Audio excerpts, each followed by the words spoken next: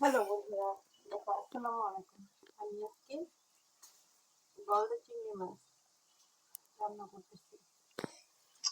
এখানে আমি কাঁচা পেঁয়াজ দিচ্ছি, আলু দিলাম, তারপর তোমার ওই যে লাল শাকের মগন মটন গাছাগুলো আছে না, সেগুলো দিচ্ছি, ওগুলো দিয়ে বেশি করে মাখা মাখা ঝোল করবো। দেখো তোমার সাথে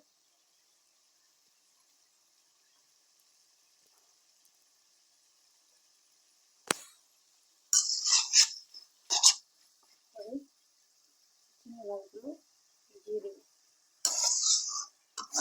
দিয়ে সুন্দর করে